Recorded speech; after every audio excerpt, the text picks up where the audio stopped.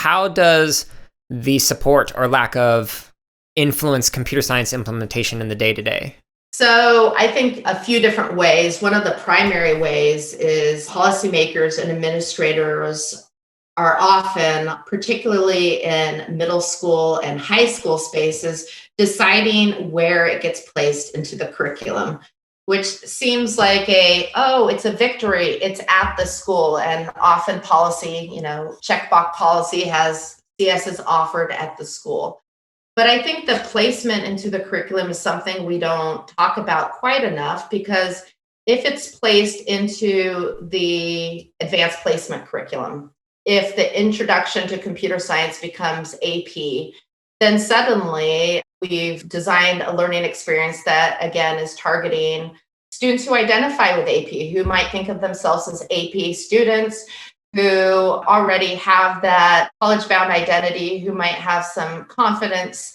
And it's a space that is already marked for a particular set of students, and a place that is marked as not for other students. Mm-hmm. So I think that decision automatically, much like at my own high school, that's where the computer science course was placed. It was an AP course.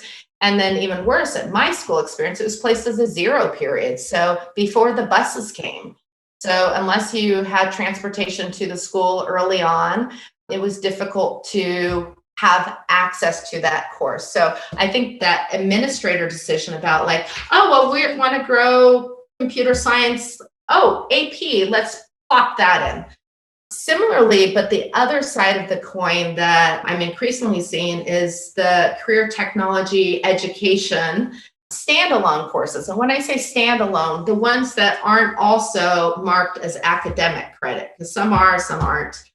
And what those do is pretty similar to the idea of AP is I'm a CTE student. This is my future career trajectory. Here's a computing class. Okay, well, that's me because A, I'm already thinking CTE, and B, this is going to be my trajectory.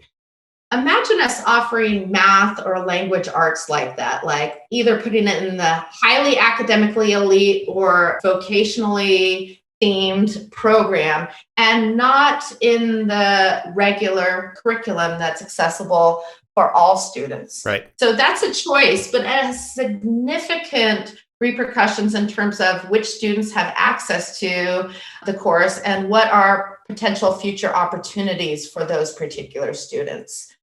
So I think that is a major choice decision that principals, administrators, policymakers are making without really diving in and saying, how can we put a course in this part of the curriculum and use the equity language when we already know those places in the curriculum have some pretty staggering racial and also gender discrepancies about who occupies that space and who that space is marked for.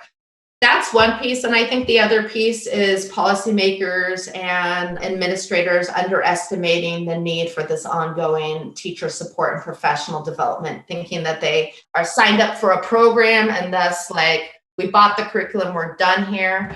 And I don't know that that's necessarily administrators. I think administrators are pretty clear that professional development is important.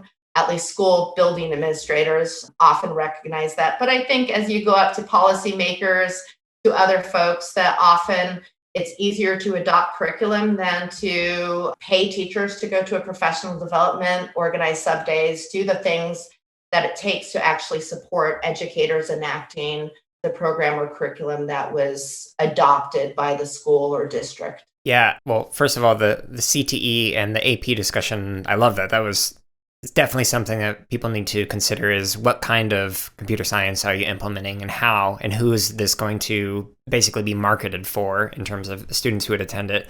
But then the administrative support, the PD side of things, it reminds me when I was the coding mentor for the last district that I was working in, I was arguing with an administrator saying, look, they need professional development. They don't have the content knowledge on this. Literally everybody has come from some other subject area, said they want to learn this thing, but they don't know how to do computer science.